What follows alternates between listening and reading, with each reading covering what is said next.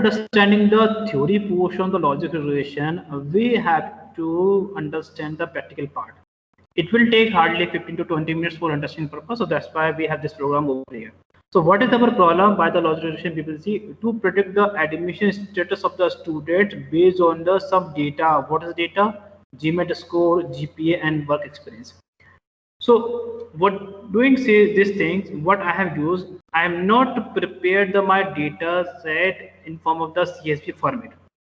With the help of the dictionary, first I will prepare the data set and I will transform my dictionary data into the pandas libraries or into the form of data frame. So the operation can be done easily. Why I need to convert, why I need to transform? Because some operations, just like the some function I have to apply, so the functions, the operation will work finely. So that's why I have to transform my dictionary data into the pandas libraries form or data frame, we can say. So very beginning step I'm taking over here. So what is the very beginning steps? Import pandas libraries. So the purpose of this library to create the data set or data frame. So it's very simple statement. This is a filter program. So I have already written the many comments, but whenever the comments are required to update, then I will update. Import pandas as a PD I'm doing. So in front of you, I'm executing this code. In between, what we have to do? In between, I'm explaining the code which contain the something. So if we are storing this data into the Excel format or CSV format, then we have to use the read CSV method, read Excel method. So we are not using right now because we have not created the data set inside. We have not created the data set inside the our file. So we need not to import. So here I have created a data set in the form dictionary. So what we have, so defining the data set using dictionary. And what is a dictionary? Dictionary is our data representation form in the Python libraries. It contains the two parts. One is a key and the one is a value or values. So we are determining the problem in the student to get the admission in a course based on the his or her performance in the GMAT score, GPA, or work experience. Okay, so I can write over here. So this is the point. Yes. So we can say GMAT and GPA work experience. These are the three features that are required to determine the a student will take the admission or not. So very frankly speaking, you can say we have the four kind of the information.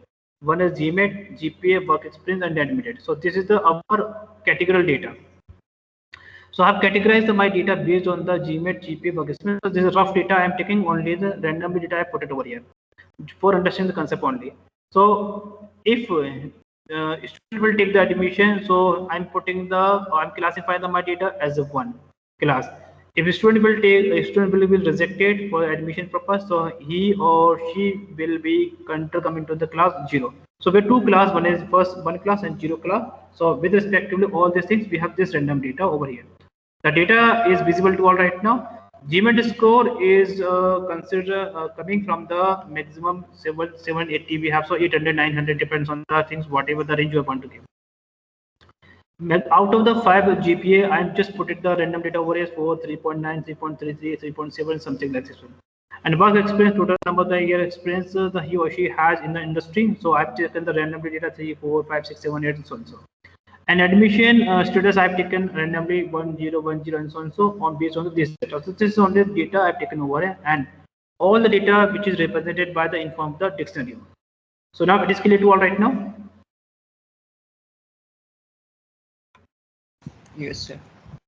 Okay, so I'm clear running this code. So we are transforming the reading data from dictionary to data frame. So because our information will be manipulated on the data form, or we can perform, or we can say, or we can perform many operations to get the upper result. Okay, and perform the many operations on data frame rather than dictionary to get the proper result. So what is the syntax? With help of the data frame. So we have already imported the libraries, pandas library. So data frame method will use this thing. So what I have used, I have to pass the student records This is the dictionary variable I'm passing over here, and column I'm defining the column GMAT score. I can define this column name as according to mine, so I can write in capital GMAT. Okay, the GPA I can write in the capital. So this is the columns which will be represented by my column in form of the data frames. So I can write the work experience in capital I'm writing, so you can easily check, easily see. And this is a admission status. Okay, so there are many things by which I can represent. So with that data frame, I can transform dictionary into the data frame. So let me execute this code, and I'm printing the mydf. Mydf is a variable name which contains the information in form of the data frame. Let me execute this code. Okay, so this is the problem we are getting. So we have to write as it is, else we will get the error. Now, so this is the point I can write over here. Columns name should be as defined in the dictionary, else we will get an error. So I have written this statement for a betterment. So now after executing this code, you can easily check I'm transforming all the data into the mydf. So mydf will contain all the data in form of data frame. Let me execute this code in front of you once again. Now it is clear to all right now. It is visible. So how many we have? Total 0 to 39. Okay. Now it is clear. Yes, sir. Okay.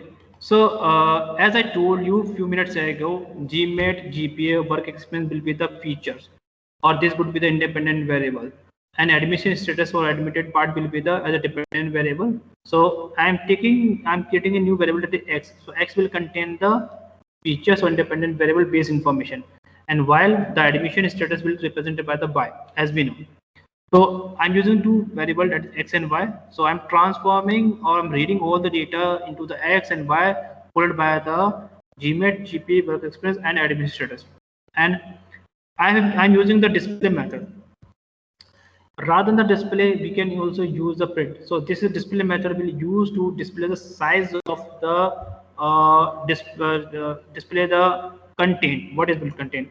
But with the save method, we can display the size of the display method. It will display the size of the data frame. So display save method or save variable, not method. Save variable will display the size of our column. What is the total number of the rows and columns we have? So x will contain the total 40, 0 to 39, as I told you a few minutes ago. So display method we can use, or rather than the display, we want to use the print function, then we can also use the print function.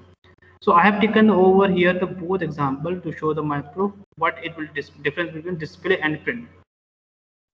So display method, I am passing the x dot shape. So x will contain the 40 and y will contain the 40. So x will define that, it will define the 40 rows and 3 columns.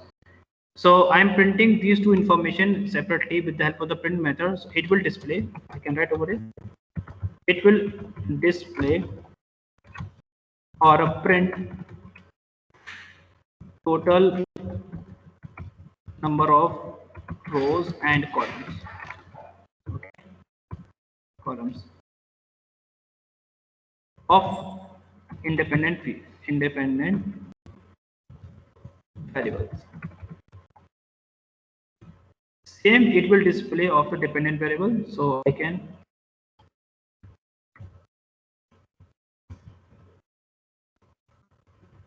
I need to change some statement over here, and this would become over here dependent variable. I'm executing this code in front of you, then you usually say 40,3, 40,3 is coming. So x dot shape will contain the 40,3. It means 40 rows and 3 columns. So what are 3 columns?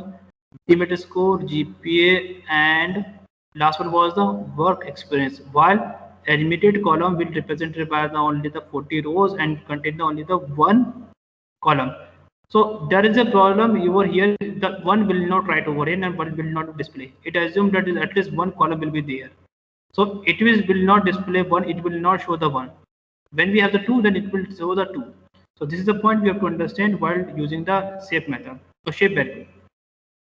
Now this is clear to all right now. What it will display?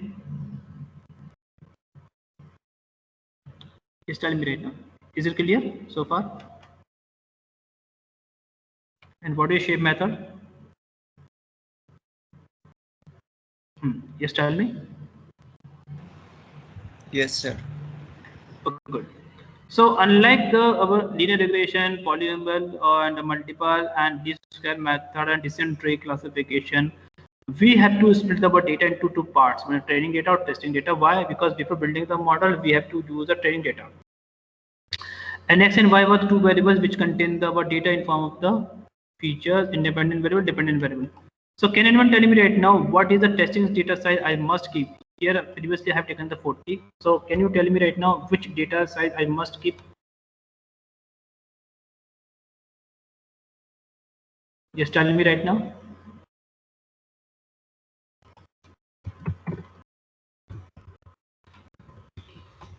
Tell me right now.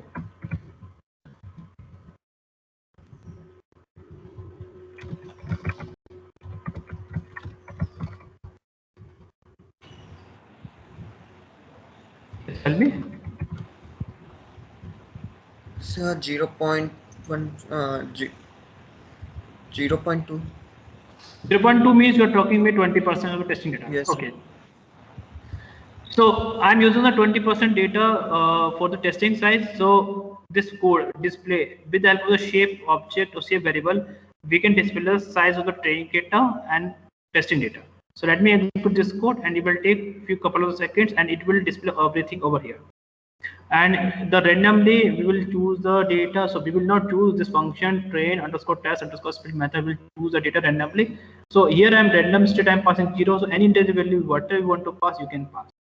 So by using the display method, we can display, or by using the print method, we can also display. So it's your option or part why which you can do. So training data size we have the 32 as you can see, and testing data size we have the 8 because 20% of the 40 we will get the 8. Now it is clear to all right now. Yes, sir. Okay, now I'm executing the other codes over here which display the X train data, Y train data, and other data. So I'm executing this code. So this is displaying over here and testing data we are getting. Now after getting the testing data, it is time to build the logic regression model. Unlike the linear regression, we have a class that is known as the logistic regression.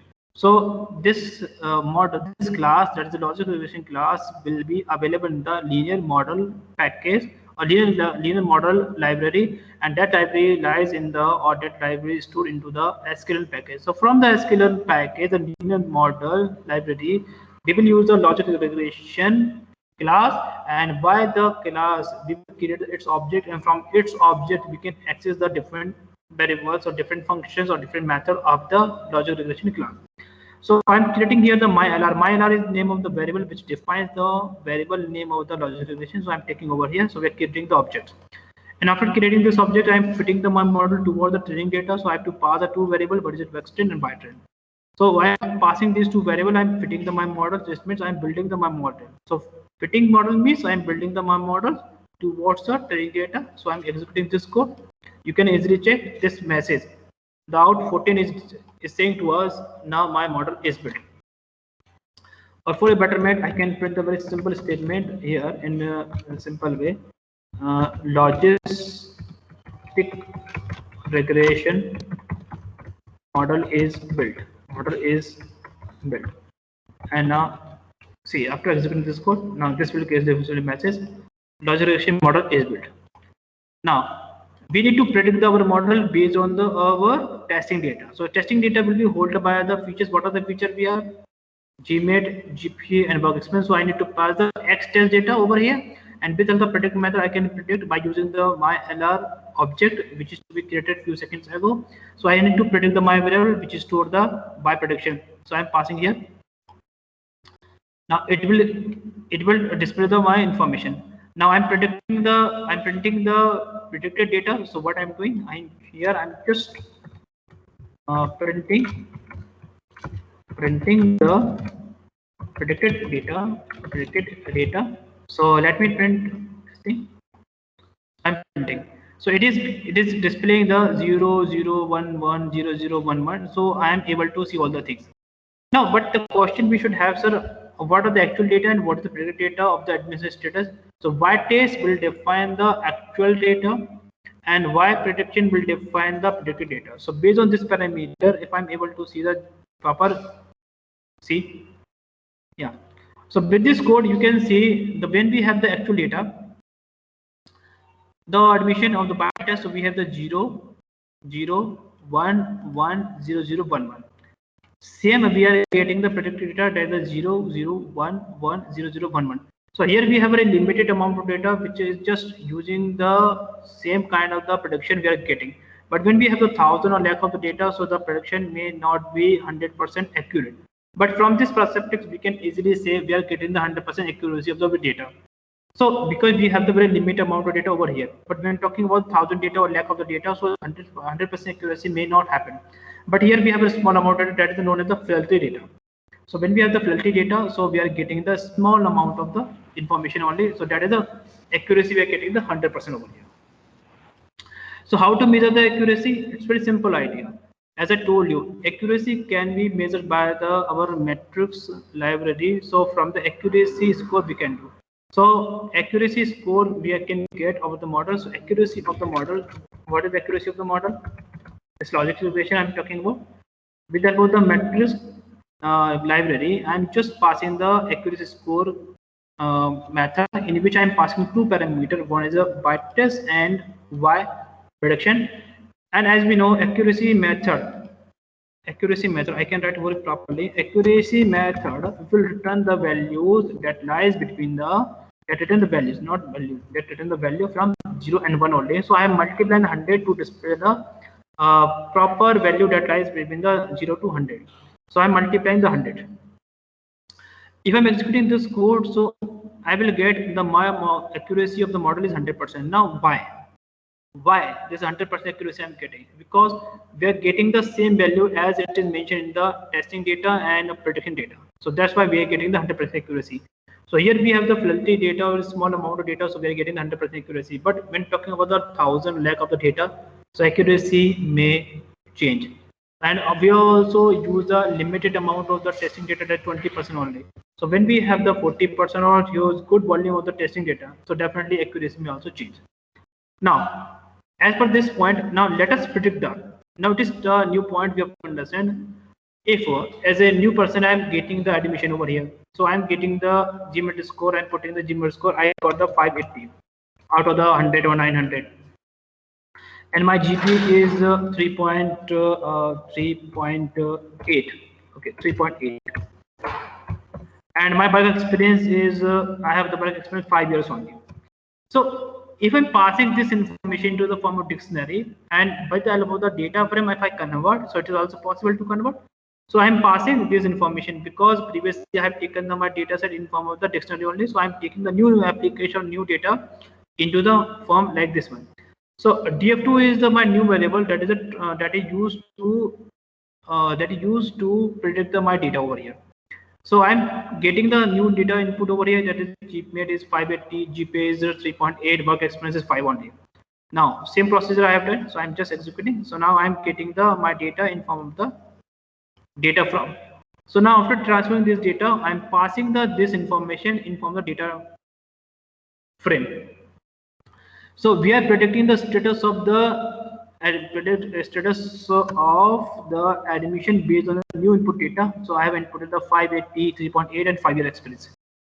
Same with the help of my LR variable, that is the object of the logic regression. With the help of the predict method of such library or such class, I need to pass the new value information from the data frame I'm passing over here. And now what is will display? So this is I can say y, or this is the new prediction. I can say a new prediction. So I'm printing the new prediction values. What I'm getting. Let me execute this code. And now I'm printing the admission status. If I'm getting the 1, so I had admitted based on my GPA, GMAT, and work experience. If I'm getting the 0, it means I was rejected. So now I'm printing the new prediction variable. So I'm getting the 0 because I was rejected in the form of the admission because I have the very data which are not convenient to my result. So that is the point we have to understand. My model is built towards the data set. If data set is correct or accurate, so based on this parameter we can say. But that was the rough data. Suppose I'm changing something over in front of you. I'm taking the 700 GMAT score. Work experience I'm giving the GPA I'm giving the 4, and work experience I'm giving the 10. Now let me update this code. So now I am getting I have got the chance to take the admission. So this is my logic regression. So logic regression will classify my data, and that is the beauty of the logic regression. So this code is also very simple code. Is it clear to all?